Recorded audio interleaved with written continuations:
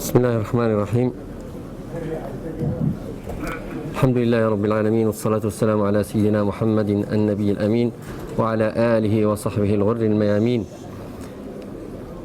رب اشرح لي صدري ويسر لي أمري واحلل عقدة من لساني يفقه قولي. اللهم لا علم لنا إلا ما علمتنا إنك أنت العليم الحكيم. قبل ما نبدأ إن شاء الله الدريس فيه جد يعني جد عنده حفيد، فنسأل الله سبحانه وتعالى أن يبارك فيه وأن يحفظه وأن ينبته نباتا حسنا وأن يحفظه من كل مكروه. اللهم اجعله شامة بين أقرانه واجعله ذخرا للإسلام والمسلمين. اللهم يا رب عمر قلبه بالإيمان، اللهم عمر قلبه بالإيمان واربط على قلبه وسدد خطاه ووفقه في الدين والدنيا والآخرة يا رب العالمين. واحفظ له والديه وأقر بهما عينيه وأقر أعينهم به يا رب العالمين. إن شاء الله الموضوع ديالنا أحباب رسول الله اليوم حول رمضان. أنت وربك. Ramadan, toi et ton Seigneur, dans le sens où le mois de Ramadan est un mois intime entre le Seigneur et Allah subhanahu wa ta'ala. Le mois de Ramadan ليس كسائر الشهور أبدا. يعني اللي كيعتبر رمضان أنه كباقي الشهور وكفقط كيصوم يعني ما كياكلش وما كيشربش بالنهار وفي التالي كيدير كما العادة، يعني هذا ما فهمش رمضان، مازال ما فهمش رمضان. رمضان ليس كباقي الشهور. رمضان محطة القرب من الله عز وجل. رمضان محطة الأنس بالله عز وجل. رمضان محطة تقوية الصلة بالله عز وجل. Le Ramadan n'est pas comme n'importe quel mois. Le Ramadan, c'est le mois de la proximité avec Allah subhanahu wa ta'ala. Le Ramadan, c'est le mois où l'on doit renforcer nos relations, nos liens avec Allah subhanahu wa ta'ala. Le mois où l'on doit nous retourner vers Allah subhanahu wa ta'ala, se repentir, se réconcilier avec Allah subhanahu wa ta'ala. Je vais vous donner un simple exemple que nous vivons quasiment tous. La plupart des gens ici ont de la famille au Maroc ou en Algérie ou ailleurs. On réserve en général un mois dans l'année ou un mois dans 2 ans pour partir au Maroc. N'est-ce pas? On prend un mois. Quand on part au Maroc, est-ce qu'on a le même comportement avec notre maman, avec notre papa, avec notre famille que quand on est ici? Non.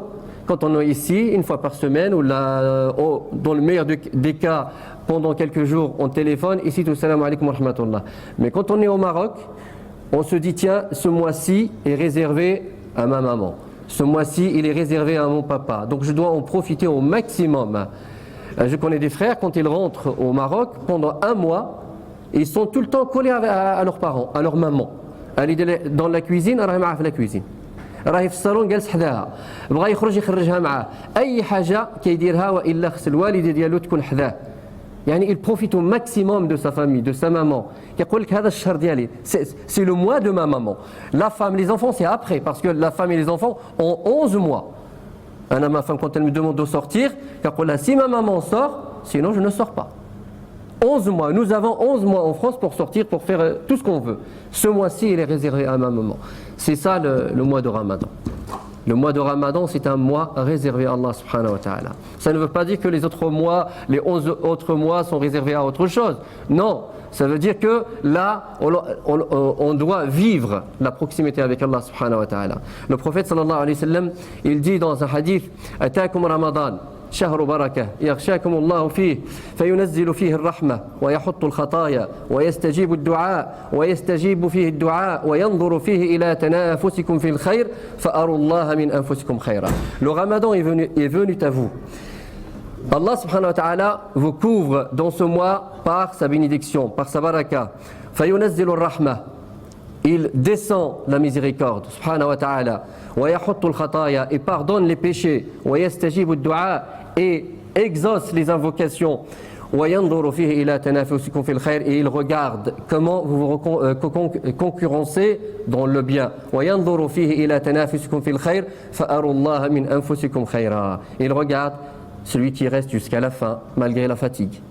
Tarawih jusqu'à la fin avec l'imam. Il fait de son mieux, le maximum. Il regarde celui qui est jeune, qui essaye de garder sa langue. celui qui jeûne mais aussi qui fait la sadaqa, qui fait l'infaq fi sabilillah, celui qui jeûne mais qui essaie de faire salat al-rahim, voir sa famille, téléphoner à sa famille au Maroc, etc. etc. وَيَنْظُرُ فِيهِ إِلَى تَنَافُسِكُمْ فِي الْخَيْرِ فَأَرُوا اللَّهَ مِنْ أَنفُسِكُمْ خَيْرًا. Dans un autre hadith, le prophète sallallahu alayhi wa sallam nous dit que quand le mois de Ramadan arrive, à la première nuit, qu'est-ce qui se passe? Les démons sont enchaînés, n'est-ce pas?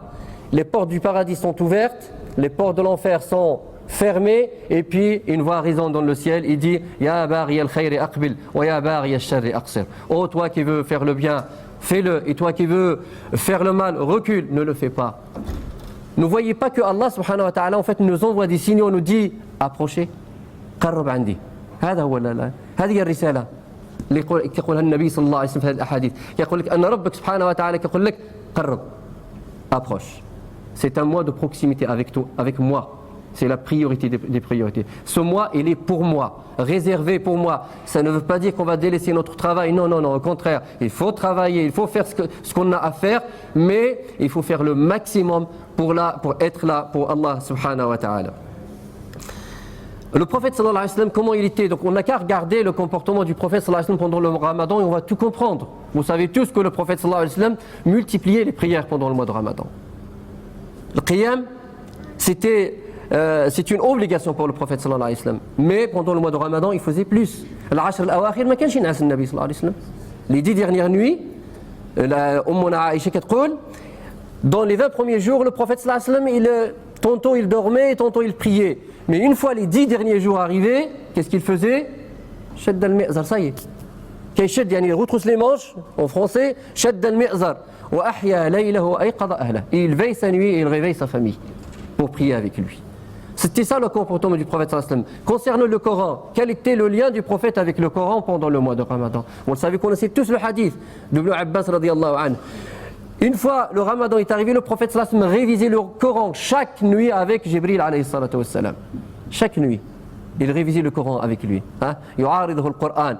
Certains savants disaient que le prophète lisait et que Jibril complétait et vice versa. Jibril lisait et le prophète sallallahu alayhi wa sallam complétait pour réviser le Coran. Il étudiait le Coran davantage, intensément pendant le mois de Ramadan. Sa générosité, le prophète sallallahu alayhi wa sallam était quelqu'un, c'était l'homme le plus généreux. Au point où un jour il a reçu un cadeau à mettre, il ne gardait rien. Il avait le plus gros salaire, le prophète sallallahu alayhi wa sallam. Vous savez, entre guillemets, il prenait 20% du butin. Mais est-ce qu'il avait quelque chose chez lui? Non, il donnait tout. Tout. Mais ses femmes disent qu'il passait parfois 2 mois et il n'avait chez elle que les dattes et l'eau. Al-Aswadan. Le prophète sallallahu alayhi wa sallam était le plus généreux, mais arrivé le mois de Ramadan, il était encore plus généreux. Abdullah ibn Abbas radiyallahu anhu, il le décrit comme le vent. Al-rih al-mursala.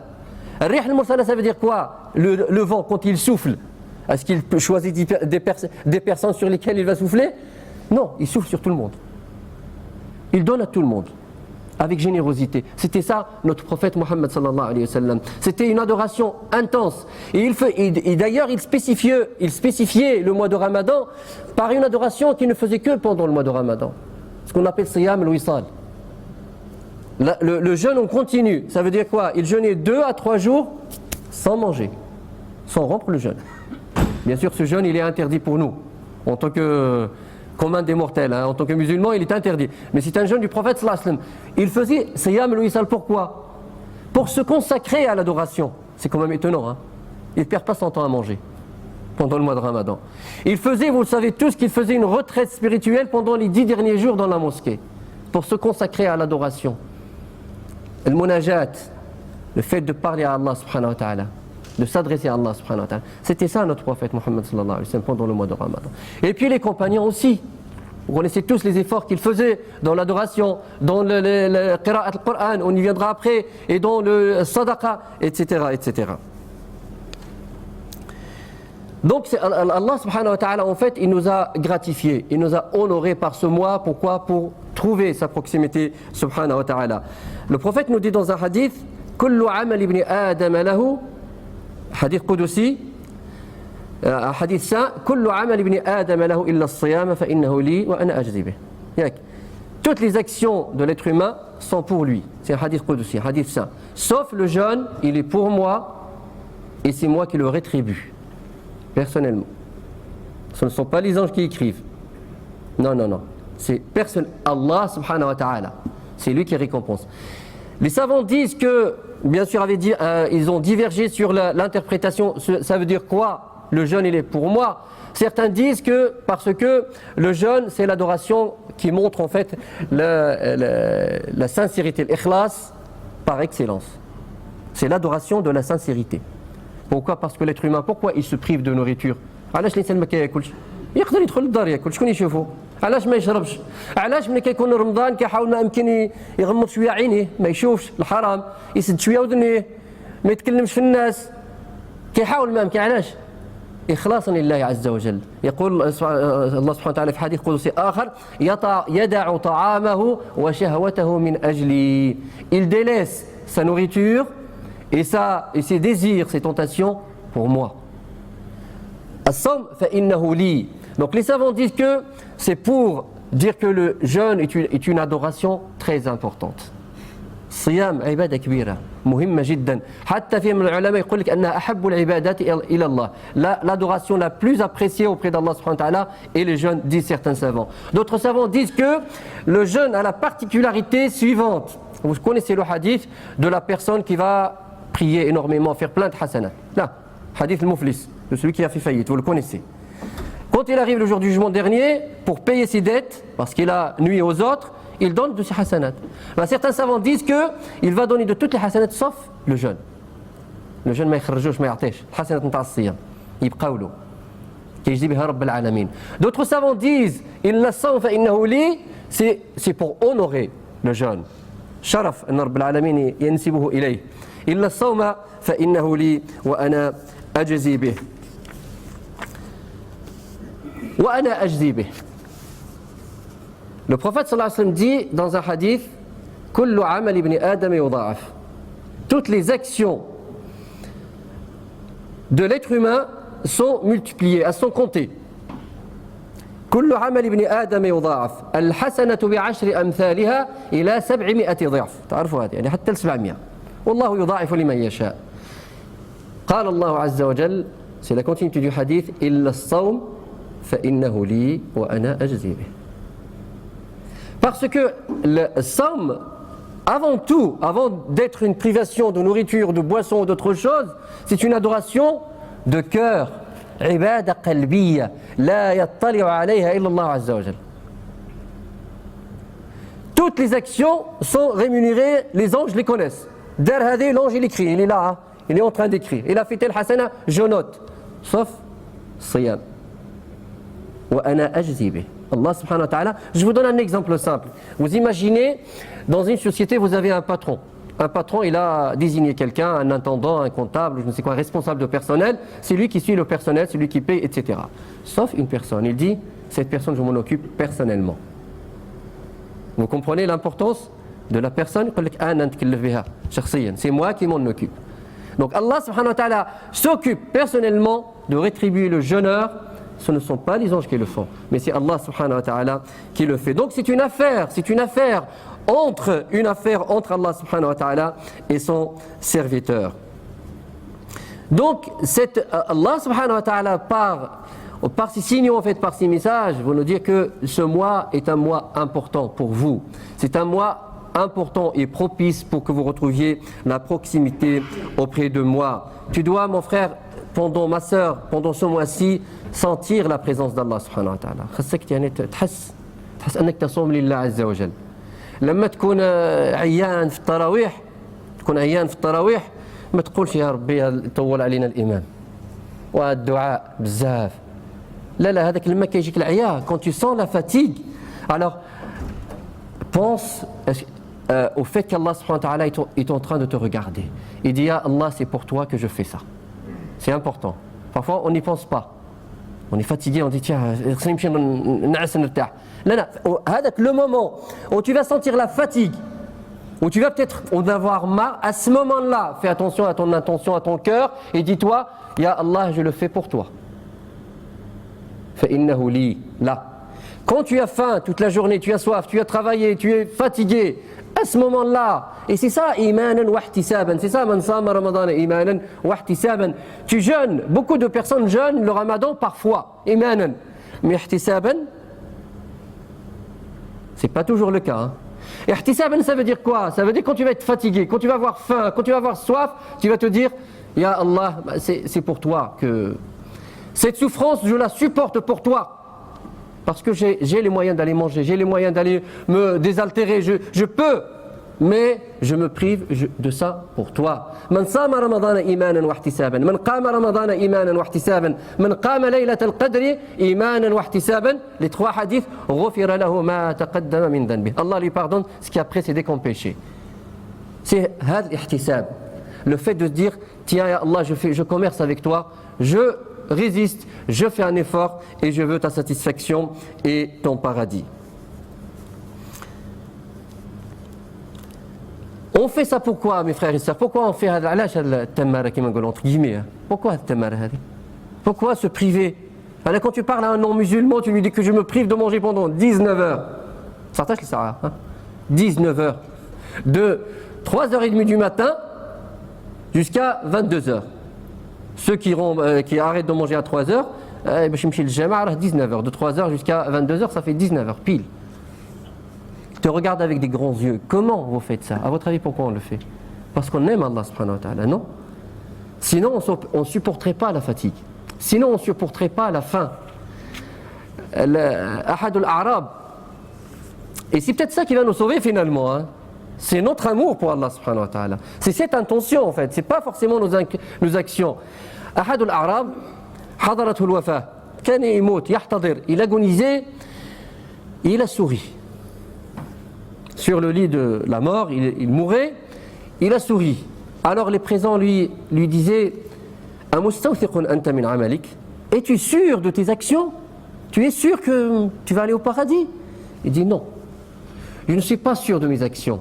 Là, ولكني مستوثق من حبي له. Par contre, je suis sûr de mon amour pour lui, pour Allah subhanahu wa ta'ala. Wallahi al-azim, si Allah me demande d'aller en enfer, j'irai. Si Allah me met en enfer, je dirai aux gens de l'enfer que je l'aime quand même. C'est ça en fait l'amour d'Allah subhanahu wa ta'ala. C'est l'amour, c'est de l'aimer pour lui, pour son essence, pour ce qu'il est. C'est pas seulement parce qu'il va nous donner le paradis. C'est pas parce que seulement il nous a créés, il nous a donné des bienfaits, etc., etc. On ne peut pas aller compter les bienfaits d'Allah subhanahu wa ta'ala. Mais il faut d'abord l'aimer pour lui, pour son essence, pour ce qu'il est, subhanahu wa ta'ala. Et c'est ce qu'il avait compris, ce bédouin, un homme très très simple. Une femme irakienne qu'on cite sous le nom de Al-Ashiq Al-Iraqiyya, c'est-à-dire la femme irakienne éperdument amoureuse, Al-Ashiq Al-Iraqiyya, c'est une femme simple, mskina, elle voulait faire le hajj, tout jette le hajj. Sur son chemin, à chaque fois qu'elle voit une maison, elle dit, une grande maison peut-être qui lui plaît, est-ce que c'est la maison de mon Seigneur? On lui dit non, c'est pas encore. Patiente. À chaque fois, est-ce la maison Hada baytu Rabbi? Non, c'est pas encore. Arrivée à la Mecque, elle voit le Kaaba. Est-ce que c'est la maison de mon Seigneur? On lui dit oui. Alors elle se dirige vers la Kaaba, elle colle la joue sur la Kaaba, sur le mur de la Kaaba, et elle pleure. Elle pleurait jusqu'à retrouver la mort.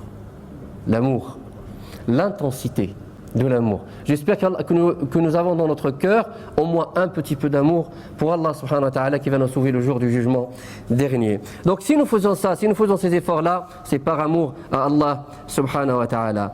Par sincérité, une sincérité indéfectible. C'est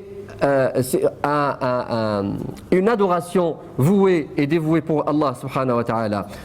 Ton cœur, mon frère, ma sœur, il est attaché à ton Seigneur. Ton esprit est préoccupé par lui. Ton souci principal, dans toute la vie, mais surtout pendant le mois de Ramadan, ton souci principal sur lequel tu dois te réveiller, tu dois dormir, c'est la satisfaction d'Allah subhanahu wa ta'ala. همك الأول هو الله عز وجل. ولو تمشي تخدم تقول يا ربي راه ما عنديش الوقت نمشي نصلي ولكن نمشي نخدم واجب عليا لله في سبيل الله حتى ديك الخدمه ديرها في سبيل الله ça ne veut pas dire انك تفكر في الله انك تبقى في الجامع non حتى الخدمه ديالك تمشي تخدم في سبيل الله تسعى على اولادك même en allant travailler. Mais tu le penses, Ya Allah, je n'ai pas le temps d'aller à la mosquée parce que je travaille, je suis obligé. Mais tu penses à Allah subhanahu wa ta'ala chaque matin, chaque soir, à tout moment et à tout instant. Ce souci de satisfaire Allah subhanahu wa ta'ala, ce plaisir que nous allons trouver dans l'adoration d'Allah subhanahu wa ta'ala va peut-être nous sauver, Inch'Allah, le jour du jugement dernier. Je vais vous rappeler le hadith du prophète sallallahu alayhi wa sallam qui dit les sa'imi farhatan. Le jeûneur a deux joies. Il va être joyeux deux fois, content deux fois. Idha aftara farih, quand il rompt son jeûne, il va être content. Chaque jour que tu rends le jeûne, alhamdulillah, tu dis alhamdulillah, je suis content. Pourquoi? Parce qu'Allah subhanahu wa ta'ala m'a permis de jeûner, parce qu'Allah subhanahu wa ta'ala m'a permis d'aller faire la prière à la mosquée, parce qu'Allah subhanahu wa ta'ala m'a permis d'être parmi ses fidèles, parce qu'il y a plein d'autres qui ne le font pas, beaucoup d'autres. Alhamdulillah, fakkar fi Rabbil alamin, chaque soir. Et en plus tu retrouves l'équilibre naturel. Le soir tu retrouves l'équilibre naturel, parce qu'Allah subhanahu wa ta'ala a créé ce corps, il a mis en lui donc l'âme et la chair. L'âme, tu la nourris toute la journée. Siyam, salat, tasbih, dhikr. Le soir, c'est le tour du corps. Il faut nourrir pour retrouver cet équilibre-là. Donc tu es content à la fin de chaque jour. Tu es content à la fin, le jour de l'Eid. Tu te dis alhamdulillah rabbil alamin. Allah m'a permis de jeûner un mois intense d'adoration. Parce que j'appelle ça, en fait, c'est un voyage spirituel, le mois de Ramadan. Quand on commence au premier jour, on voyage. Hein? Comme une croisière. Vous imaginez une croisière? Quand on fait une croisière, on s'arrête par-ci. Hein? Les doros, pour prendre tarawih. Hein? C'est comme ça. C'est une croisière spirituelle qu'on vit tout un mois. On dit alhamdulillah rabbil alamin. Mais la joie la plus importante, c'est celle qu'on va avoir le jour du jugement dernier. Pourquoi? Parce que c'est là où on va être récompensé pour notre jeûne. Et par qui? Par le Seigneur Allah subhanahu wa ta'ala personnellement. Il vous dit tiens, c'est moi qui te récompense. Là tu vas être joyeux. Mais pour retrouver cette joie-là, il faut vraiment trouver ce goût, ce délice de l'adoration. Ce délice d'adoration pour Allah subhanahu wa ta'ala. Vous connaissez tous Surat Al-Haqqa. Allah subhanahu wa ta'ala dit dans Surat Al-Haqqa Kulu washrabu hani'an bima aslaftum fil ayyami al-khaliyah. Mangez et buvez et trouvez du plaisir grâce à ce que vous avez accompli certains jours, lors de certains jours. Alors les exégètes disent que ces jours-là sont les jours de jeûne. أيام الصيام كلوا واشربوا هنيئا بما أسلفتم في الأيام الخالية. يقول ابن رجب رحمه الله من ترك طعامه وشرابه وشهوته لله يرجو عنده عوض ذلك في الجنة فهذا قد تاجر مع الله وعامله والله لا يضيع أجر المحسنين. Ibn Rajab dit que celui qui délaisse sa nourriture, sa boisson, ses désirs et tentations en commerçant avec Allah subhanahu wa ta'ala, en espérant la récompense dans le jour du jugement dernier, alors celui-là, il a vraiment traité avec Allah, et Allah subhanahu wa ta'ala ne laisse pas les bienfaiteurs subhanahu wa ta'ala.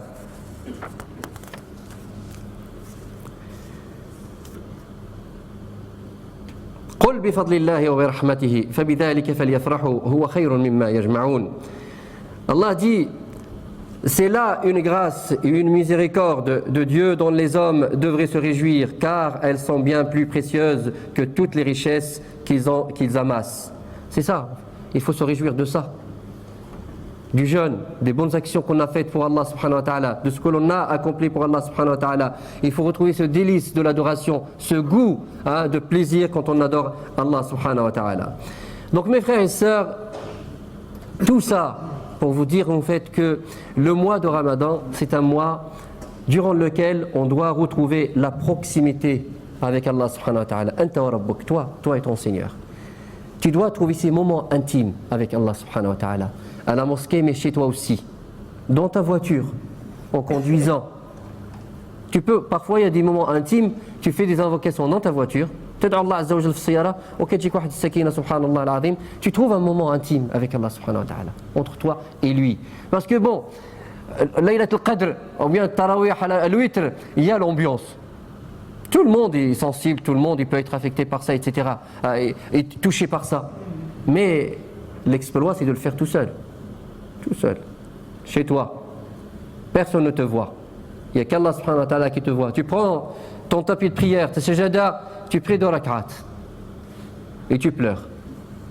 Il faut le faire, ça. Il faut le faire au moins une fois. Au moins. Normalement, il faut le faire souvent. Mais au moins une fois pendant le ramadan. Parce que peut-être que ces gouttes de larmes vont te sauver de l'enfer. Parce que celui qui pleure par crainte d'Allah subhanahu wa ta'ala n'entre pas en enfer. C'est ça les moments intimes. Anta wa rabbuk, toi et ton Seigneur subhanahu wa ta'ala. Pour renforcer ces liens avec Allah subhanahu wa ta'ala, il y a des moyens. Et l'un des meilleurs moyens, il y a le Coran. Ramadan, Shahrul Qur'an. On le connaît tous. Le mois de Ramadan, c'est le mois du Coran. Allah subhanahu wa ta'ala, il dit Shahru Ramadan alladhi unzila fihi al-Qur'an hudan lin-nasi wa bayyinatin min al-huda wal-furqan. Le mois de Ramadan est le mois du Coran. C'est comme si Allah subhanahu wa ta'ala nous disait que c'est le moment où il faut intensifier votre lecture du Coran. Mais comment lire le Coran? Lire le Coran rapidement, oui, il faut le lire. Parce que dans le fait de terminer, de clôturer le Coran, il y a baraka kbira. Le fait de lire harf, une seule lettre, il y a une hasana, wal hasanatu bi ashri amthaliha. Ça, il faut lire le maximum que tu peux lire. Tu le lis, tu l'écoutes, tu le médites, surtout. Faire le khatma, c'est bien. Mais est-ce un moment, tu as pris le mushaf, tu as commencé à lire, et tu t'es arrêté à un verset. Un verset t'a interpellé. قريت هذيك الآية وبقيت كتشوف تفكر فيها شفت فيها العذاب جهنم والعياذ بالله وتأثرت. Tu as été touché par le verset. Tu as versé des larmes. Tu as dit Ya Allah, épargne-moi l'enfer. Ya Allah, affranchis-moi de... Il faut avoir des moments comme ça. Tu passes, il y a un passage qui parle du paradis. Tu sens, alhamdoulilah, tu te sens bien. Tu dis Ya Allah, fais en sorte que je sois parmi les gens du paradis. Etc. Tu passes, tu lis un passage qui parle d'Allah subhanahu wa ta'ala, de sa grandeur. Et tu le sens. Tu sens dans ton âme, dans ton fort intérieur, cette grandeur d'Allah subhanahu wa ta'ala. Tu sens sa présence. Est-ce que ça nous arrive de faire ça? Il faut le faire.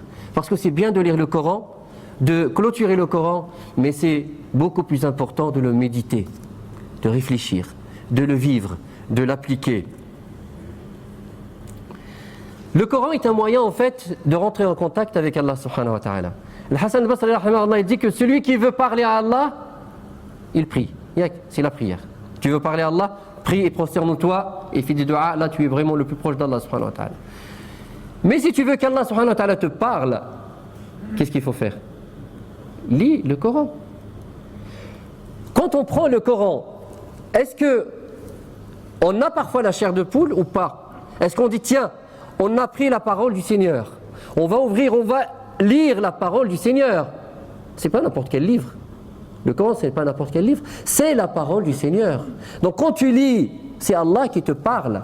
Ce sont des messages qui te sont envoyés. Allah se dirige vers toi. Allah subhanahu wa ta'ala te parle à toi personnellement. C'est comme ça qu'il faut le prendre. رسائل من الله عز وجل آيات اسمعها مزيان وعيها وتعيها أذن واعية اقرأ واسمع ولكن تدبر. Sayyidina Moussa alayhi salam, il trouve du plaisir à lire le Coran. Il faut le trouver parce que malheureusement nous, c'est difficile. الدنيا واعرة الدنيا. والله واعرة الدنيا والأولاد والتمرة والمشاكل والخدمة. يعني quand on lit le Coran, on se concentre 1 minute et 10 minutes on est ailleurs. C'est difficile, mais il faut faire l'effort. Il faut essayer de trouver ce plaisir de lecture. Sayyidina Moussa alayhi salam, vous connaissez quand Allah subhanahu wa ta'ala lui a parlé sur le mont du Sinaï. Qala wa ma tilka bi yaminika ya Moussa. Qu'est-ce que tu as, oh Moussa? Quand Allah a parlé à Moussa alayhi salam sur le mont du Sinaï, il lui dit qu'est-ce que tu as entre les mains? Qu'est-ce que tu as dans ta main droite? Alors Moussa alayhi salam, il aurait pu répondre hiya asay, c'est mon bâton. Ça y est. Non. Oui, il faut pas, c'est un plaisir quand même. Il a continué. Hiya asaya atawakka'u 'alayha wa ahushu biha 'ala ghanami wa liya fiha ma'arib ukhra. Donc il a allongé le moment de discussion avec Allah subhanahu wa ta'ala. Et طول مع رب العالمين. لأن هذاك البليزير هذاك. أصحاب القرآن مع كانوا معروفين عند السلف الصالح معروفين بالصفرة ديال اللون ديالهم. الإنسان صفر. لأنه كيعيش القرآن. سيدنا عبد الله بن عباس كان يقال أنه كان عنده خطين هنا 2 traits noirs à cause des larmes. Sayyidina Abdullah ibn Abbas, il a veillé une nuit entière, une nuit entière, avec un verset. وَجَاءَتْ سَكْرَةُ الْمَوْتِ بِالْحَقِّ ذَلِكَ مَا كُنْتَ مِنْهُ تَحِيدٌ. Une nuit entière, parce qu'il méditait. وحتى النبي صلى الله عليه وسلم كان يردد آيات. عيش بعض الآيات، عجبتك آية رددها، عيشها في الصلاة وحدك في المصحف. Répète le même verset, répète-le, vis-le, sens-le, comprends-le, va dans les profondeurs, dans le sens du Coran.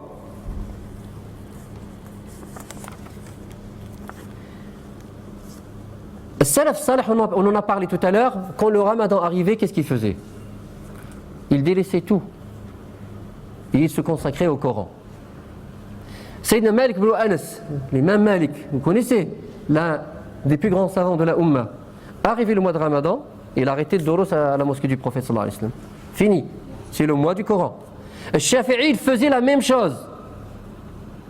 Quand j'ai lu combien de fois Shafi'i clôturait le Coran, je vais vous dire franchement, je reste susceptible, même maintenant.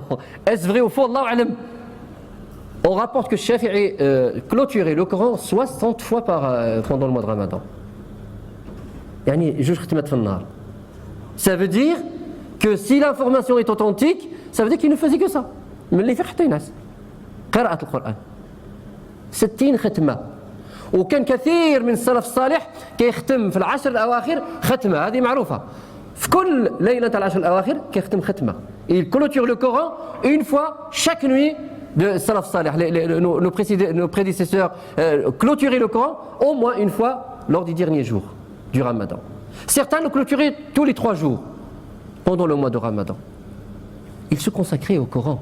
Parce que le mois de Ramadan, c'est le mois du Coran. Parce que le Coran, en fait, finalement, ce qu'il y a de spécial pendant le Ramadan, c'est qu'on va réunir 2 choses qui vont s'intercéder auprès d'Allah subhanahu wa ta'ala pour nous. جوج تاع الأمور. النبي صلى الله عليه وسلم جمعه في واحد الحديث. الصيام والقرآن يشفعان لصاحبهما يوم القيامة. ياك. الصيام, le jeûne et le Coran s'intercèdent auprès d'Allah subhanahu wa ta'ala pour la personne qui jeûne et pour la personne qui lit le Coran. Donc le mois de Ramadan, on a cette possibilité de faire les deux. As-Siyam, le jeûne et le Coran.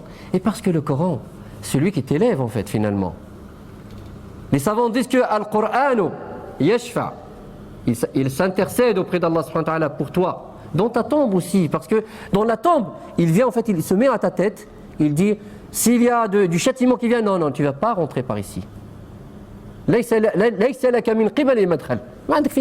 te protège, il est là, le Coran, à ta tête, dans ta tombe. Il s'intercède auprès de toi. Surat al-Baqarah, vous connaissez le hadith, Al-Baqarah ou Al-Imran, elles viendront, comme dit le prophète sallallahu alayhi wa sallam, comme deux nuages, ou bien comme deux comment on appelle les oiseaux, c'est pas les troupeaux, pour les oiseaux on dit des groupes d'oiseaux qui protègent,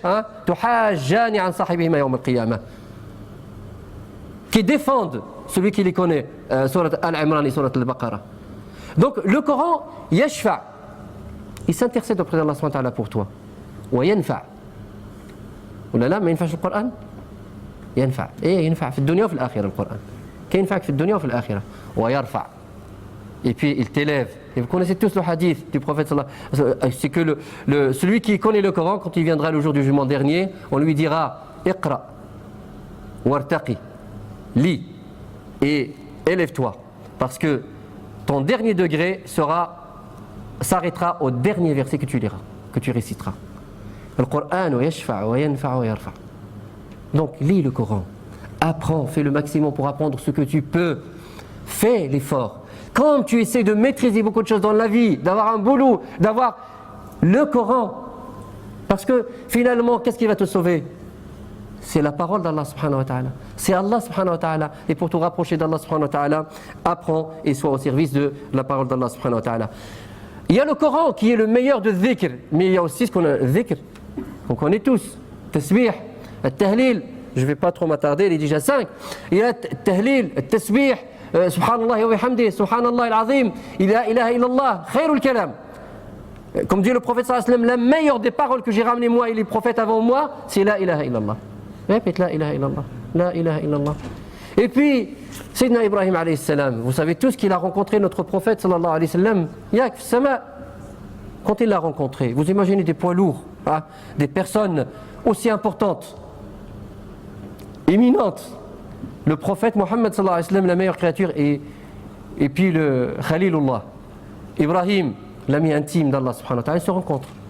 Qu'est-ce qu'il va dire Ibrahim, Sayyidina Mohammed alayhi salatu wassalam? Vous imaginez ce qu'il va lui dire? Il va lui dire Aqri ummataka minni salam. Donc vous avez le salam de Sayyidina Ibrahim alayhi salam.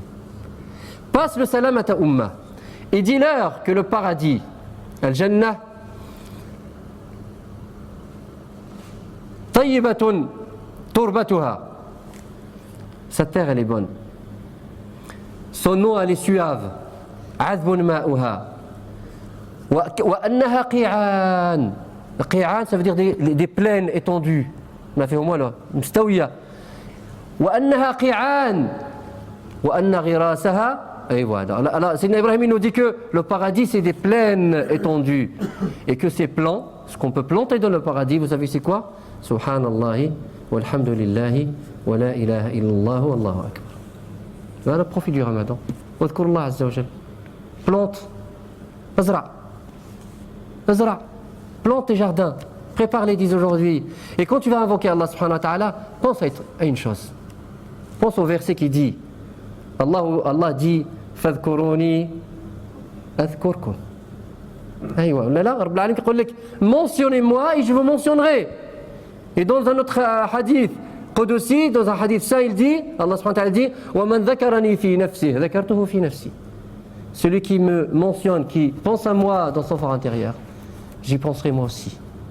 Et celui qui me mentionne dans une assemblée, je le mentionnerai dans une assemblée meilleure qu'elle.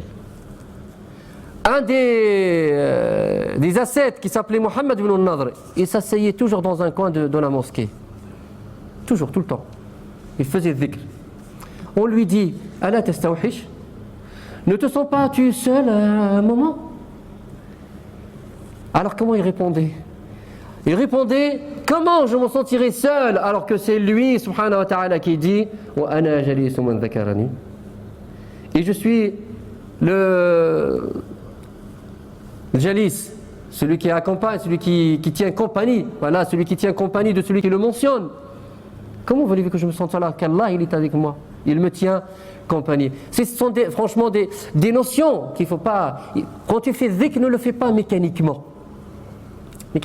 Parfois on le fait mécanique, c'est normal, on est occupé au travail, c'est bien de faire dhikr mécanique. Il faut que la langue s'habitue. Mais à des moments, il faut le faire vraiment avec ton cœur. Tu sens la présence d'Allah subhanahu wa ta'ala avec toi. Tu le glorifies. Tu le mentionnes. Tu l'aimes, tu lui exprimes ton amour avec ton cœur, avec ton fort intérieur. L'autre chose qui nous permet d'avoir ces liens intimes avec Allah subhanahu wa ta'ala pendant le mois de Ramadan, dua. Dua, c'est quelque chose de très très important. Parce qu'il fait partie de dhikr déjà. Dua. Et puis, est-ce que vous pouvez me dire une adoration dans laquelle il n'y a pas de dua? Quand on prie, on fait dua. Quand on jeûne, on fait dua. Quand on fait le hajj, on fait dua. Toute adoration, en fait, par laquelle on s'adresse à Allah subhanahu wa ta'ala, il y a toujours dua. Et d'ailleurs, le prophète nous dit ad-du'a huwa al-ibada. Ou là, le hadith akhar, ad-du'a mukh al-ibada. Ça veut dire que c'est très important le dua. Donc quoi de mieux, d'un contact avec Allah subhanahu wa ta'ala que le fait de se prosterner dans ta prière. Dans une prière obligatoire, surérogatoire, tout seul à la mosquée, et puis que tu mets ton front par terre. Et c'est le moment où tu es le plus proche d'Allah subhanahu wa ta'ala. Et que tu fais une dua, mais qui est mélangée avec les battements de ton cœur.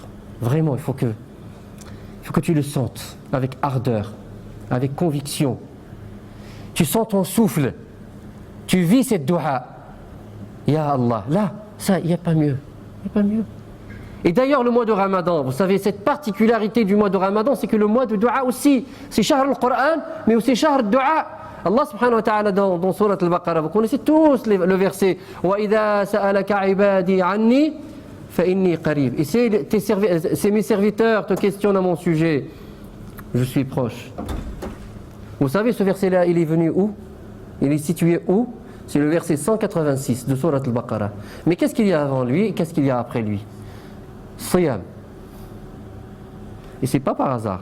Allah subhanahu wa ta'ala, le Cheikh Sha'rawi, il dit que, rahimahullah, il dit que chaque lettre du Coran a la nostalgie de sa place. C'est une place choisie avec perfection. Si Allah subhanahu wa ta'ala a mis dua ici entre les deux, c'est qu'il y a une raison.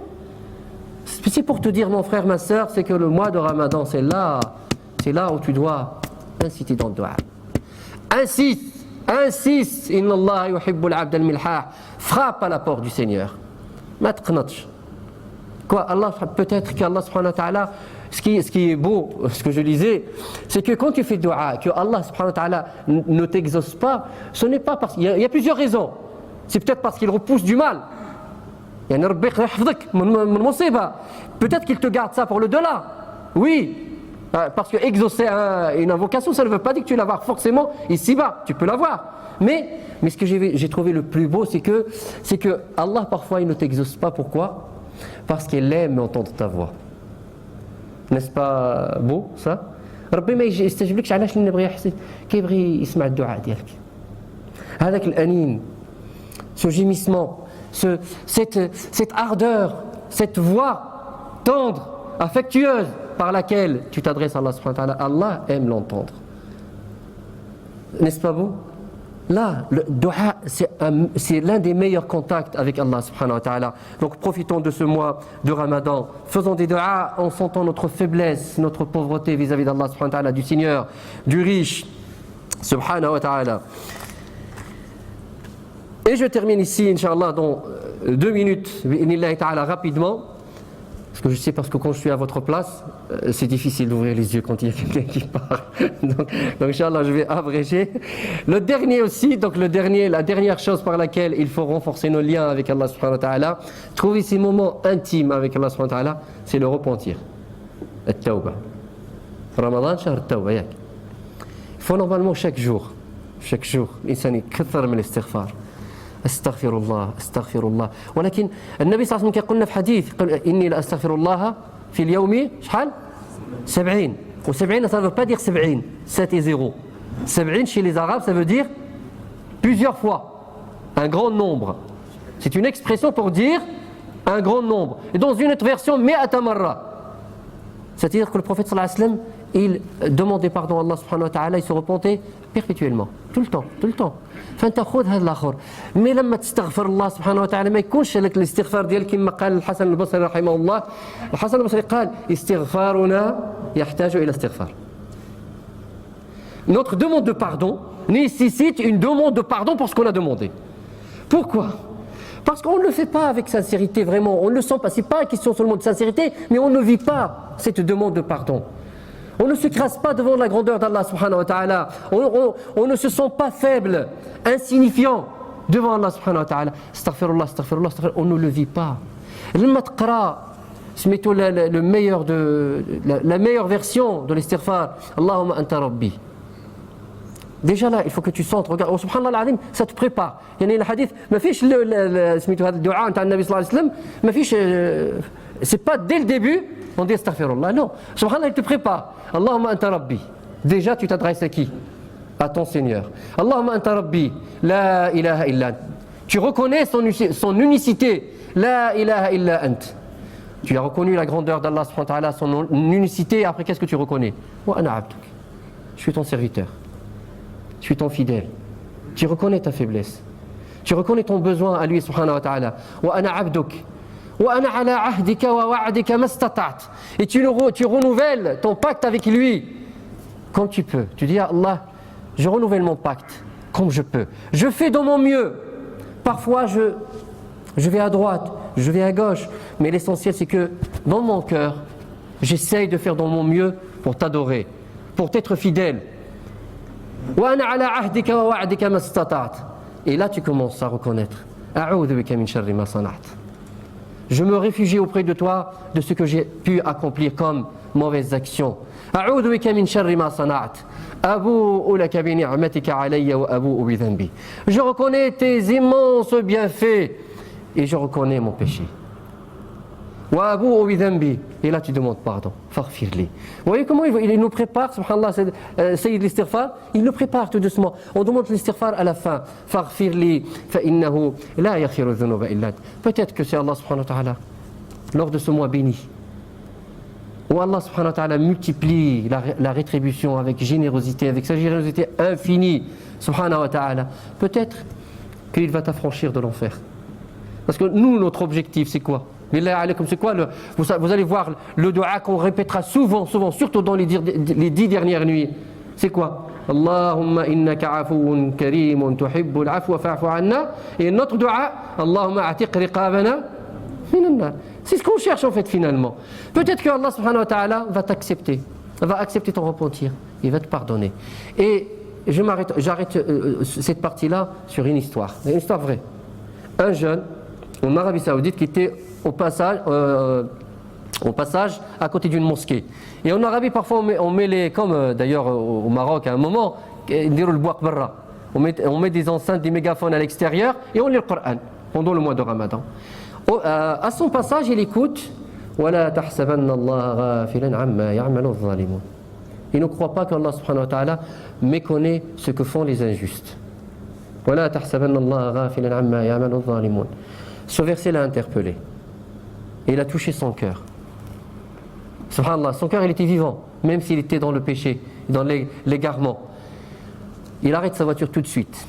Il va vers l'imam. Il dit, ya imam, j'étais de passage, j'ai entendu ce verset. J'avais dans ma voiture tous les méfaits du monde, l'alcool, la drogue, etc. Mais là, je te prends comme témoin que je me repens. Que je demande pardon à Allah subhanahu wa ta'ala. Aidez-moi. Ne me lâchez pas. Ne me laissez pas tomber. D'ailleurs, c'est une leçon pour nous. Quand on voit quelqu'un revenir à la mosquée, ما تقولش أنا جابوا رمضان. Non, جابوا رب العالمين. جابوا رب العالمين. لو كان ما كانش فيه الخير والله ما يدخل الجامع. ما يدخلش الجامع. Non, بالعكس. استقبلوا مزيان، رحب به، ساعدوا. Ne me lâchez pas, ne me laissez pas tomber. Vous savez comment il a fini ce jeune? Il a fini en étant décédé la nuit du 27. Hey. ربي يختم له سبحان الله أنه توفاه في ليلة 27. Donc mes frères, mes sœurs, هذا الشهر c'est l'occasion de l'élévation. Allah subhanahu wa ta'ala nous donne l'occasion de gravir les échelons pour se rapprocher de lui. C'est ça, Yak? J'avais entendu un savant dire le Ramadan, Shahr al-Talaqi, le mois où l'on reçoit des choses, on lit le Coran, on reçoit des exhortations, etc. Mais c'est pourquoi? Pourquoi? Pour nettoyer nos cœurs. Et d'ailleurs le prophète dit Ja'akumul mutahhir, le purificateur, le mois de Ramadan. Shahr al-Talaqi wat-Tanaqqi wat-Taraqqi. C'est ça, hein? L'élévation. Donc c'est un moment d'élévation qui nous rapproche petit à petit d'Allah subhanahu wa ta'ala. Pour que nous retrouvions cette proximité, ce délice dont parlait Ibn Taymiyyah, disait que si les rois du monde savaient le plaisir dans lequel nous sommes, c'est-à-dire dans l'adoration d'Allah subhanahu wa ta'ala, ils nous combattraient avec leurs épées pour cela. Ce délice de l'adoration, ce délice de la proximité d'Allah subhanahu wa ta'ala, il faut être sincère, il faut travailler, il faut faire un effort sur soi, il faut se rapprocher d'Allah subhanahu wa ta'ala, multiplier les prières, avoir tout le temps dans son esprit, avoir toujours la présence d'esprit de penser à Allah subhanahu wa ta'ala quand on accomplit une adoration, et Allah subhanahu wa ta'ala nous guidera certainement à retrouver cette proximité, à retrouver ce délice et à avoir ces moments intimes avec Allah subhanahu wa ta'ala pendant le mois de Ramadan et hors le mois de Ramadan. أقول قولي هذا وأستغفر الله لي ولكم فاستغفروه إنه هو الغفور الرحيم وصلى الله وسلم وبارك على سيدنا محمد وعلى آله وصحبه سبحان ربك رب العزة عما يصفون وسلام على المرسلين والحمد لله رب العالمين.